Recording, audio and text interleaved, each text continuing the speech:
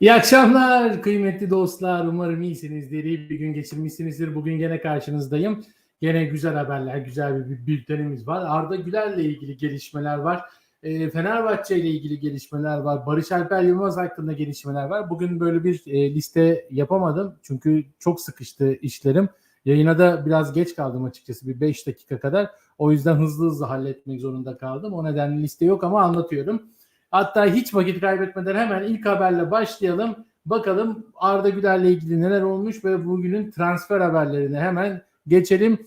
İzzet Gözgü, yayınlar kolay gelsin. Hoş geldin İzzet. Çok güzel bir yayın olacak. Evet, şimdi geçiyoruz Arda Güler'e. Arda Güler'le ilgili bugün bir haber daha çıktı. Bu sefer böyle Defense Central gibi işte ne bileyim o Fischer falan o tip gazeteler değil de büyük bir gazetede, AS gazetesinde haber çıktı Arda Güler'le ilgili. Euro 2024'te Arda Güler 2 tane kornerden attırdı. Bir tane de böyle güzel bir Hollanda maçında güzel bir orta yaptı. Gol attı. Hatta öyle güzel bir ortaydı ki yani öndeki oyuncu kaçırsa arkadaki oyuncu kaçırsa onun arkasındaki böyle ip gibi dizmiş onları.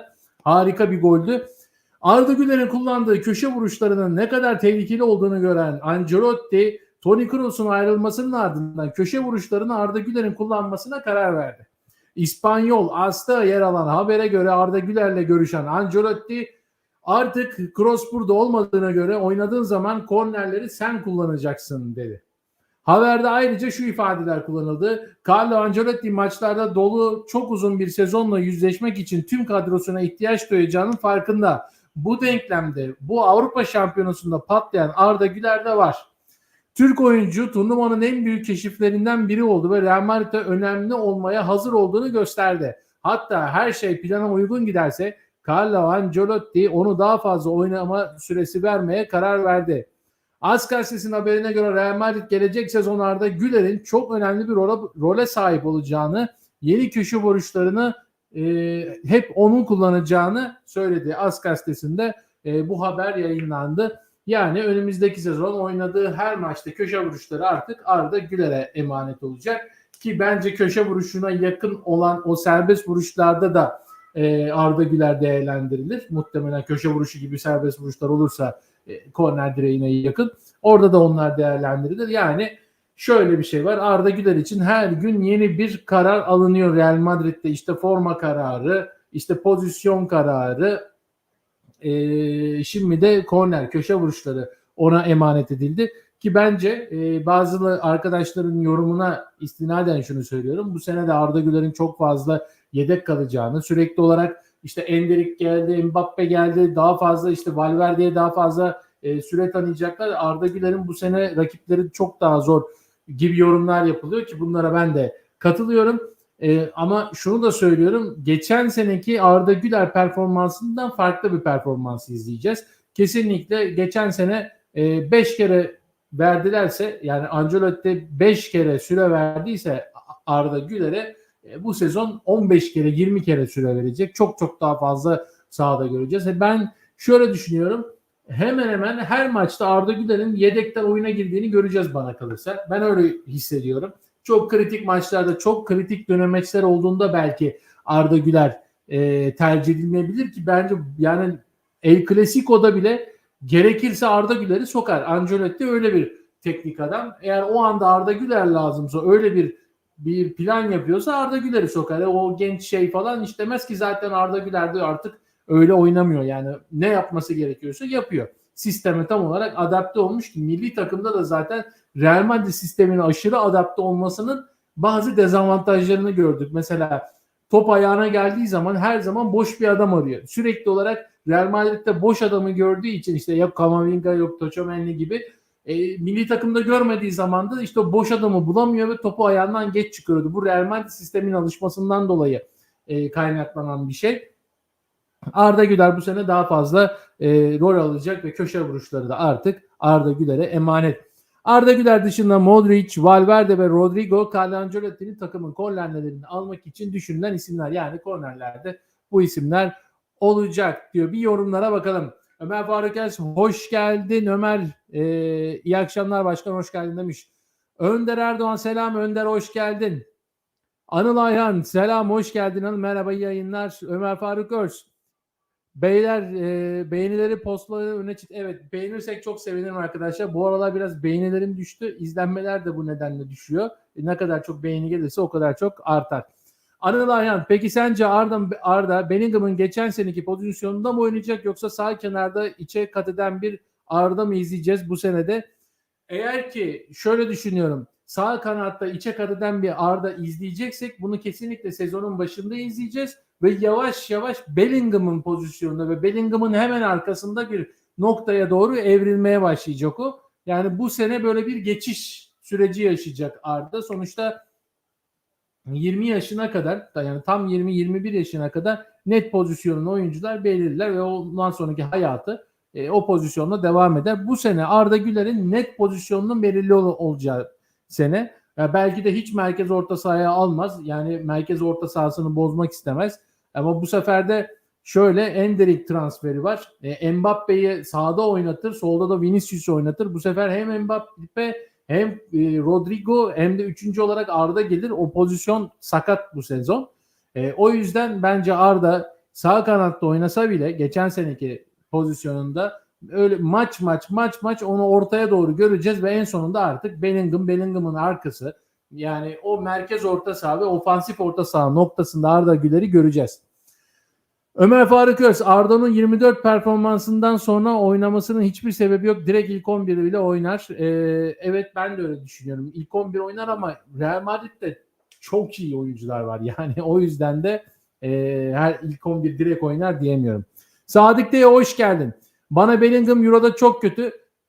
Şöyle, Bellingham Euro 2024'te kötü değil. Gareth Southgate kötü. Gareth Southgate bence İngiltere, nasıl Manchester United'ın başında başarısız bir teknik adam var, Erik ten Hag. İngiltere milli takımının başında da bana göre başarısız bir teknik adam var, Gareth Southgate. Kötü yönetiyor, kötü bir takım stratejisi var. Kötü oyuncular, yani oyuncuları kötü planlıyor ve bu kadar iyi oyuncular olmasına rağmen inanılmaz etkisiz bir oyun oynatıyor. Ya aşağı yukarı elindeki oyuncular ya harikalar yaratıyorlar kendi kulüplerinde. Sen bu oyuncuların hepsini alıp o unu, yumurtayı, şekeri, her şeyi almışsın, ortaya bir şey sunamıyorsun yani. Bu kesinlikle teknik direktörün beceriksizliği, Bellingham'la alakalı değil. Anıl Ayhan, bence benim nacizane fikrim Bellingham 10 numara pozisyonu oynadığı zaman oyun içinde sıkışıyor. Bellingham'ın pozisyonu merkez orta saha ya da kesinlikle 10 numarada oynamalı. Evet, yani Bellingham 10 numara pozisyonunda ya da bence şöyle bir şey, 10 numara da değil, ofansif orta saha. Yani forvetin hemen arkasında bir noktada inanılmaz bir şekilde Bellingham işe yarıyor. Zaten o noktalardan etkili oluyor. İngiltere teknik direktör olmasa da final oynardı. Bence İrfan Sağır, hoş geldin bu arada. İngiltere teknik direktörsüz kupayı alır. Teknik direktörü yüzünden kupayı kaybederse, ki İspanya'da gerçekten çok iyi top oynuyor. Yani her şey teknik direktörde İngiltere'de, katılıyorum sana. Evet, geçiyoruz bir sonraki habere. Bunu hemen anlatacağım. Cenk Tosun Fenerbahçe Beşiktaş'a çalım attı diyebilirim. Yani Beşiktaş ne bekliyor Cenk Tosun'da? Neyi bekletiyor? Araya Fenerbahçe falan girdi ki bence bu işi bitirecekler. Fenerbahçe transfer edecek. Belki şu dakikalarda önemli bir açıklama da yapılabilir. İrfan Sağır, ben de öyle düşünüyorum. Seninle aynı fikirdeyim İrfan Sağır. Ama Cenk Tosun Fenerbahçe'ye yakın. Fenerbahçe'ye gidecek gibi görünüyor ki bir, yani yabancı sınırlaması 12'ye düştüğü bu sezon özellikle forvet hattında bir Türk inanılmaz işe yarar ki böylece arkada kaleci de yabancı olduğu için o yabancı kaleci ligimizde birazcık böyle bir handikap oluyor. O nedenle forveti Türk dediğin zaman en azından maçın ilerleyen dakikalarında, ikinci yarısında, o yüzden Fenerbahçe'de Jose Mourinho'nun elini inanılmaz rahatlatacak. Cenk Tosun gibi bir Türk forvet yani etkili olur olamaz onu bilmem ama Türk olarak bir forvet olması arka planda daha kaliteli ayakları oyuna sokmasını sağlayacaktır. Geçiyoruz Batshuayi'yi. Evet, ben zaten bundan önce benim yayınımı izleyenler Batshuayi transferi ilk çıktığında ben söyledim. Yani Galatasaray ateşle oynadı diye. Yani Beşiktaş'tan bu adam kovuldu. Fenerbahçe'ye geldiğinde Ali Koç yuvalandı Batshuayi transferi yapıldı diye. Hatta Ali Koç dedi ki göreceksiniz Botun çok güzel transfer olacak dedi. Bence şansı da yaver gitti ve açıkçası Batshuayi çok iyi bir Fenerbahçe kadrosuna geldi ve o kadar golü attı. 20 gol falan attı. Ama 40 gol atabilirdi. Hatta 50 gol atabilirdi. 10 şutundan biri gol oluyor. Evet çok gol attı ama Fenerbahçe de ligin en çok gol pozisyonuna giren takımı. Ve bir de Dzeko var yani. Dzeko inanılmaz bir şekilde çift forvet oynattıkları zaman Fenerbahçe'de Dzeko ve Batshuayi zaten 2-3 futbolcuyu Dzeko kendi etrafına topladığı için Batshuayi çok boşa kaldı. Bu sene Galatasaray'da tabii böyle çift forvet mevzusu yok. Ya Icardi oynar ya Batshuayi. Çok sıkıştırılan maçlarda çift forvet oynatıyor Okan Hoca ve son 5 dakika falan. O nedenle Batshuayi transferi bu maçta da gördük zaten, bu Lask maçında. Boş kaleye avut attı. Daha bu sene Galatasaray taraftarı çok saç baş olacak. Bak ben söylüyorum, 12 Temmuz 2024'te Oğuzhan Poyrazoğlu söyledi. Bu sene Galatasaray taraftarı Batshuayi'den illallah edecek diyorum ve görürsünüz. Öyle de olacak yani. Sırası değil ama TFF seçim süreciyle ilgili şöyle ben size ufak bir TFF anlatayım. TFF'de Servet Yardımcı biliyorsunuz ki adaylıktan çekildi. Konu siyasete kaydığı için ben aslında bugün bununla ilgili bir şeyler düşündüm. Ama sonra konunun aşırı derecede siyasete kaydı. İşte Cumhurbaşkanlığının falan devreye girdiği iddiaları var Servet Yardımcı konusunda. Sonuç olarak Mehmet Büyükekşi de destekleniyor şu anki iktidar tarafından. Bu açık açık da söyleniyor zaten. O nedenle bir baskı olduğu iddiası vardı Servet Yardımcı ile ilgili. Ama ben buna bir şey diyemem. Bu böyle bir iddiadır. Benim iddiam da değil. Bu sosyal medyada da dönüyor bu. Oda TV internet sitesinin iddiası. Servet Yardımcı henüz bir açıklama yapmadı. Ama ayın 14'ünde bütün ne var ne yok her şeyi anlatacakmış. Ayın 14'ünde yani 2 gün sonra pazar günü. O yüzden TFF seçimiyle ilgili pazar gününü bekleyelim. Servet Yardımcı bir anlatsın. Neler oluyor, neler bitiyor. Gerçekten böyle bir baskı var mı bu adaylıktan çekilme sürecine, ki UEFA yetkilileri de UEFA'daki görevlerinden de istifa edince hem UEFA'dan görevlerinden istifa etti hem adaylıktan istifa etti diyerekten de Türkiye Futbol Federasyonu'na bir yazı göndermiş. Bunun nedeni nedir diye. Yoksa bir baskı mı vardı? Yani UEFA da böyle bir şey söylüyor. O yüzden biraz olaylar siyasete kayıyor. Ben de kanalımda siyasete çok girmek istemiyorum. Benim kendi çalıştığım kurumdan dolayı ben bütün gün siyasetin içindeyim çünkü. Ne olup ne biteceğimi, benim tek başıma burada başımın ne kadar belaya gelebileceğini de biliyorum. O yüzden de pazar gününü bekleyelim. Servet Yardımcı açıklamasını yapsın. Pazartesi günü de ne var ne yok burada değerlendiririz hep beraber. Pazartesi günü yayınımda TFF'yi anlatacağım. Anıl Ayhan. Anıl Ayhan, Servet Yardımcı'nın hem adaylıktan hem de UEFA'daki görevinden istifa etmesi bana çok enteresan geliyor. Anlam veremiyorum. İşte böyle bir şey var. Servet Yardımcı ya Melih Demiral'ın cezası yüklenmiş, böyle bir şey olabilir mi? UEFA'da görevliydi. Yani şöyle eleştiriler var Servet Yardımcı noktasında. Sen UEFA yetkilisisin. Melih Demiral'ın cezasında nasıl Bellingham, yani bel altı bir hareket yaptı ve cezası ertelendi. Bel altı bir hareket yapılmasına rağmen ertelenebiliyorsa sen nasıl oluyor da orada görevliyken, yetkiliyken araya girip de bu cezanın ertelenmesini sağlayamadın, cezaya engel olamadın diye eleştiriler var. Bu şu anki TFF yönetimi tarafından. Mehmet Büyükekşi noktasına gelirsek de Galatasaray, Fenerbahçe, Beşiktaş ve Trabzonspor Mehmet Büyükekşi imza vermedi ilk defa. Yani Mehmet Büyükekşi seçimi kazansa da 4 büyükleri imzası almadığı için bence o kadar da nasıl derler, yani kelimelerimi de seçerek anlatmak istiyorum ama yani meşrutiyeti vardır ya bir olayın. Yani 4 büyükler imza alamadıysa yani o birazcık tartışmalı olur o başkanlık. Bana kalırsa Trabzon'un eski başkanı o Hacı Osmanoğlu yanlış hatırlamıyorum, uzun bir soy ismi vardı. O şu anda biraz daha avantajlı görünüyor bana kalırsa seçimde, ama ne olacak ne bitecek son dakikaya kadar bilmiyorum. Evet, Batshuayi transferinden haberinden geçtik ve Barış Alper Yılmaz'a. Şimdi Barış Alper Yılmaz'ı bir detaylı anlatalım. Öncelikle Napoli Barış Alper Yılmaz'a 30 milyon euro teklif verdi Galatasaray'a. Aynı şekilde Borussia Dortmund'da, çünkü Nuri Şahin çok istiyor Barış Alper Yılmaz'ı. Onlar da 30 milyon euro verdi. Fakat bugün Sabah gazetesinde çıktı bu haberi, ki Sabah gazetesi büyük bir gazete olduğu için haberleri de yani dikkate alınması gerekiyor bu haberlerin. İngiltere Premier Lig kulübü Aston Villa Barış Alper Yılmaz için nabız yokladı. Unai Emery'nin, Aston Villa'nın teknik direktörü Unai Emery'nin yönettiği İngiliz kulübü önümüzdeki sezon Şampiyonlar Ligi'nde mücadele edecek. Villa'nın önümüzdeki günlerde Barış Alper için somut bir teklif vermesi bekleniyor. Villa'nın, bugün ben bu haberi Sabah gazetesinde okuduktan sonra biraz da Avrupa'daki gazetelere baktım. Birçoğunda bir şey bulamadım ama birkaç tane menajer tweet atmış bu konuyla ilgili. Haber değil bunlar. Twitter'da bulduğum bilgiler. Yaklaşık Barış Alper için 35 milyon euro, yani Napoli ve Borussia Dortmund'un teklifine 5 milyon daha ekleyip böyle bir teklifte bulunacakmış Aston Villa Barış Alper'e. Fakat Borussia Dortmund'un 30 milyon euroluk teklifi var Galatasaray'a ama aynı zamanda 15 milyon euro artı Salih Özcan diye bir teklifi daha var. Galatasaray bunu da değerlendirebilir. Yani şimdi buralar artık Barış Alper gitmek istiyorsa yöneticilerle oturacak, konuşacak ve karar verecekler. Ama Barış Alper 30 milyon üzerinde gideceği kesinleşti gibi söyleyebiliriz.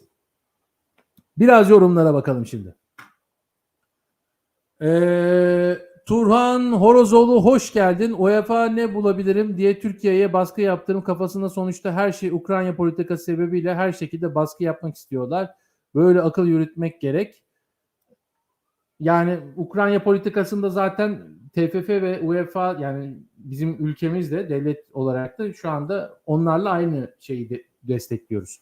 En azından açıklamalar o yönde. Merhaba Oğuzhan, kolay gelsin. Baylokçu. Baylokçu diyenler var. Evet, ben mesajı aldım.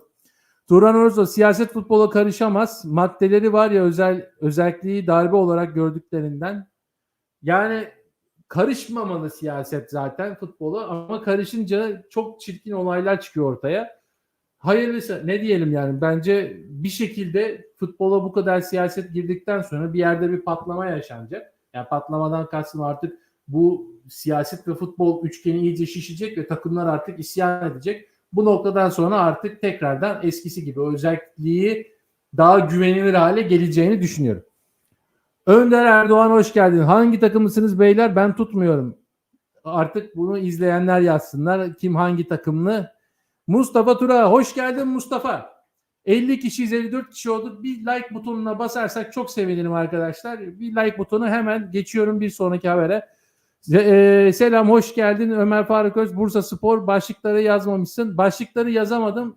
Konuları çünkü çok sıkıştı, yani işlerim bitmedi. Zor yetiştim yayına. Hatta biraz geç kaldım. O yüzden yazamadım başlıkları ama anlatıyorum işte sırayla. Bugünlük de böyle olsun.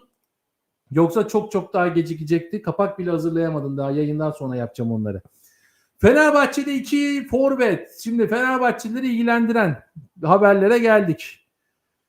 Sarı lacivertler listesinde yer alan futbolcular, şimdi 2 tane forvet transfer, yani daha doğrusu 2 tane alternatif var. O ikisinden birinin transferi düşünülüyor şu an Fenerbahçe'de. Hangisini alınacağı belli değil. Cenk Tosun biliyorsunuz ki Türk olarak gelecek forvet hattına, ama bir yabancı da mutlaka işte takımlar bir yabancı forvet alırlar. Çünkü yabancı forvet hem takımı ateşler hem taraftarı ateşler. Böyle bir şeydir yani. Bir forveti aldı mı o forvetler maç gol atacak böyle hissi verir ya takımlara. O yüzden bir forvet alınacağı kesin. Kiralık olacak çok yüksek ihtimalle. Bakalım kimler? Bu isimlerden biri Armando Broja. Chelsea forması giyen Arnavut yıldız güçlü fiziği ve hava toplarındaki üstünlüğüne dikkat çekiyor. İngiliz ekibi geçen sezon devre arasında Fulham'a kiraladığı 22 yaşındaki forveti bu defa satmak istiyor. Fenerbahçe'de satın alma opsiyonuyla kiralamak istiyor. Peki geçen sene Fulham'da ne yapmış bu eleman? 27 maça çıkmış Arnavut golcü, 2 gol 1 asist. Şimdi diğer kişiyi de söylüyorum, siz artık kıyaslarsınız. Beto, yönetimin listesi diğer oyuncu Everton'lı Beto oldu ki Beto bence daha iyi bir transfer olur. 26 yaşındaki yıldız önce 15 milyon euroya Udinese'ye, ardından geçen yaz 25 milyon euroya Everton'a transfer oldu. Geçen sezon 5 gol atan ve beklentilerin altında kalan Beto için Fenerbahçe kiralama teklifi yapabileceği kaydedildi. Toplamda bir de Kral Kupası'nda attığı gol var. 6 gol, 39 resmi maç, 3 de asisti var bu arkadaşın. Kesinlikle Beto'yu tercih ederdim. Yalnız ikisi de vasat bir futbolcu. Belli ki Fenerbahçe işte forvet hattına onu böyle biraz daha Ceko'yu böyle destekleyecek bir forvete ihtiyacı var. ve biraz da hızlı bir forvet. Yani Batshuayi gibi fizik gücü olan ama o kadar da yetenekli olmasa da olur denilebilen, Avrupa için değil Süper Lig için düşünülen bir forvete ihtiyaç var. Bu durumda bu iki isimden biri şu anda listede düşünülüyor. Fenerbahçe yöneticileri gitmişler. İki oyuncu içinde de görüşme yapacaklarmış. Bir iki gün içerisinde olumlu olumsuz kesin olarak bir dönüş sağlarlar yüksek ihtimalle. Evet. Bakalım neler yazmışlar. Bumblebee hoş geldin, selam. Mustafa Tura sağlık olsun. Sağlık olsun. Arada oluyor işte. Ben tek başıma her şeye bu kadar yetişebiliyorum. Herkes ekiple çalışıyor. Ben her şeyi tek başıma işte cep telefonu kamerasıyla yayın yapıyoruz falan filan. Ama önemli olan anlatmaya çalıştıklarım diye düşünüyorum. Beto iyi futbolcu Fener'de. Beto geçen sene çok kötüydü gerçekten. Yani hakikaten hiç ben de beklentilerimi, ben de Premier Lig'i çok yakından takip ediyorum ki o kadar yakından takip ediyorum ki diğer ligleri atlamak zorunda kalıyorum Premier Lig'i takip ederken. Çok altında kaldı geçen sezon. Yani istenileni hiç veremedi ama Boraya ile Beto'yu kıyaslarsam Beto derim. Tabii kesinlikle Beto derim. Hızlı bir futbolcu, fizikli ama birazcık da son bitirişlerde sıkıntılar yaşıyor. Böyle çok alakasız topa vuruyor. Gelişine topların birçoğunu böyle out atıyor ama yani şut çekip de taça attığını falan bile hatırlıyorum ben. O yüzden Fenerbahçe belli ki bunu Süper Lig için alıyor ki Süper Lig'de işe yarar. Süper Lig'de Anadolu takımlarına karşı çok işe yarar. Derek Köln'le ilgili bir transfer haberi yok. Şimdi biliyorsunuz ki Galatasaray Tete'den bir ceza yiyecek ama Tete ile öyle bir anlaşma yapmışlar ki ceza gelirse sen ödersin demişler. Tete de tamam abi demiş, kabul etmiş. Şimdi paşa 2,5 milyon euro gibi bir parayı Tete kendisi ödeyecek Shakhtar Donetsk'e. Galatasaray da burada yani Erden Timur mu yaptı artık, Dursun Özbek mi yaptı kim bilmiyorum ama tebrik ederim. Bir anlaşma başarısı yani bu. Görmüşler böyle bir sıkıntı olabileceğini ve önlem almışlar takımı zarara uğratmamak adına. Tete'de bugüne kadar ne kadar para kazanmıştır bilmiyorum da 2,5 milyon euro gibi bir parayı Tete kendi cebinden ödeyecek. Tete ayarında bir futbolcu için büyük bir para gerçekten. Yazık, onun için de üzüldüm açıkçası. Şimdi bir dava daha var. Galatasaray sezonun devre arasına kadrosuna kattığı Derek Köln'le ilgili çarpıcı bir iddia ortaya atıldı. Alman gazetesi Bild'in haberine göre ki Bild Türk düşmanlığıyla tanınan bir gazete. Net olarak ki Euro 2024'te artık bunu net olarak gördüm ve içim böyle hiç sızlamadan söyleyebiliyorum. Bild'in yöneticileri, editörleri Türk düşmanı. Hannover'ın Derek Köln transferinde geciken ödemeler sebebiyle Galatasaray'a dava açmaya hazırlandığı aktarıldı. Haberin detaylarında Hannover'ın ödemelerin yapılması için Galatasaray'a ihtar çektiği belirtildi. Galatasaray'ın ödemeleri yapmaması durumunda da dava açacağı vurgulandı ve kaydedildi diye devam etmişler. Bild gazetesinin böyle bir haberi var. Yani gerçekse bu haber, ödemeler gecikiyorsa bir sıkıntı var demektir. Ki bu sıkıntılar böyle çorap söküğü gibi de bir anda patlar yani. O bir takıma her zaman böyle olmuştur. Bütün takımlarda. Gerçi Ali Koç geldikten sonra Fenerbahçe bunu yaşamadı ama işte Beşiktaş'a Galatasaray'da bir para ödeyemedi gibi, bir kulübe para geç yattı gibi bir haber çıktıktan hemen sonra böyle 2 ay 3 ay sonra yok oyuncuların maaşları bilmem ne teknik direktör hepsi peş peşe gelir. Bunlar umarım böyle bir şey değildir. Belki unutulmuştur. Belki bir yerde işte faiz için kârda bekletiliyordur para. Bilmiyorum ama böyle bir haber gerçekse bir dava daha var. Galatasaray'ın başında şu an görünen o. Evet, bugünkü yayınımız bu kadar. Bugünkü haberler bu kadar. Immobile var Beşiktaşlılar. Şu dakikalarda gelmiş olması lazım. Belki açıklama bile yapmıştır biz yayındayken Immobile. Milik Beşiktaş alıyormuş. Doğru mu? Vallahi doğruysa helal olsun. Ben de duydum ama teyit edilmiş bir bilgi değil Milik. Ama Immobile'yi de işte o Portekiz'den aldıkları adam, ondan sonra Milik böyle bir transferde yani feci. Beşiktaş acayip atak yapıyor ama şöyle bir şey var. Beşiktaş'ta şöyle bir sıkıntı var. Bunları ucuza almıyor. Bakın Fenerbahçe'de Mourinho etkisi var ki Fenerbahçe işte 99 puan toplamış. Avrupa'da iş yapıyor. Bu sene çeyrek final gördüler. Şampiyonlar Ligi'ne katılma ihtimalleri var bu sene. Aynı şekilde Galatasaray geçen sene Şampiyonlar Ligi'ndeydi. İşte Mertens gibi, Icardi gibi, Zaha gibi oyuncular var. Ve bu durum, yani bu durumlar ne doğuruyor? Galatasaray veya Fenerbahçe bir transfer yapmak istediği zaman çok daha ucuza halledebiliyorlar. Yani oyuncuların bir kısmı Yani Mourinho'dan etkileniyor yani. Herkes, Cenk Tosun da bence Mourinho için geliyor. Ki Mourinho büyük bir etki şu anda Fenerbahçe için transfer noktasında. Galatasaray'ın da Şampiyonlar Ligi'nde olması büyük bir etki ki herkes Şampiyonlar Ligi'nde oynamak ister. Her futbolcu. O yüzden daha ucuz halledebiliyor. Ama Beşiktaş ne yazık ki bu doğrultuda çok fazla para harcadı. Şu ana kadar işte Immobile'ye de yaklaşık 7 milyon mu 6 milyon mu ne veriyorlarmış. O Portekizli'ye de gene 6-7 milyon euro gibi bir para verecekler. Daha işte Milik geldi mi o da o kadar ister. Daha ne transferler yapılacak bilinmiyor ama gerçekten çok astronomik rakamlar harcıyor Beşiktaş. Evet, Beşiktaş'ta bir sıkıntı var. Bunların içinden sıyrılıp Galatasaray Fenerbahçe'yi yakalamak istiyor. Fakat bunu yakalayacağım derken de geleceğini heba etmesin. Bu işler böyle biraz yavaş yavaş oluyor. Yani geçen sene çünkü o kadar kötü bir Beşiktaş vardı ki toparlanmak için bir sene yetmez. En az 2 sene lazım. Ama Hasan Arat diyor ki ben hayır bu bir senede bu işi çözeceğim diyor. Ama çözersen de çok büyük para umarım. Karşılığını alırsa hiç sıkıntı yok. Karşılığını alamazsa sıkıntı var. Yani önümüzdeki sezon Beşiktaş'ın Şampiyonlar Ligi'ne katılması lazım. Karşılığını alabilmesi için. Yoksa sıkıntı büyük. Evet, başka bir yorum ve bir şey yoksa bugünkü yayının da sonuna geldik. Güzel bir yayın oldu. Son bir çıkmadan herkesten bir like rica etsem, bir beğeni atarsanız çok makbule geçer. Çok teşekkür ederim şimdiden. Başkanın inanılmaz hırslı. İnanılmaz hırslı. Öyle böyle bir hırs yok. Şu anda bakın Hasan Arat Ali Koç'tan çok daha hırslı. Net söylüyorum. Ali Koç şampiyonluk kaybedemezse evet karalar bağlar falan ama yani Hasan Arat şu anda Ali Koç'tan çok daha hırslı bir şekilde transfer piyasasına saldırmış durumda. Hayırlısı. Hepinize teşekkür ediyorum. Beni izlediniz, dinlediniz. Yani her gece bayağı bir insan izliyor. Yani artık bana da alıştırdınız beni 55, 60, 100 kişileri görmeye. Umarım her gün de görmeye devam edelim. Çok güzel oluyor böyle konuşuyoruz karşılıklı bana soruyorsunuz ben cevap veriyorum falan. Gerçekten hoşuma gidiyor. Yani bu sadece şey değil böyle bir arkadaş ortamı gibi bir ortam oldu burada. Hakikaten hepinizin yüreğine sağlık. Çok teşekkür ediyorum. Beni izlediğiniz, dinlediğiniz gözünüze, kulağınıza sağlık. Hoşça kalın. Kendinize iyi bakın.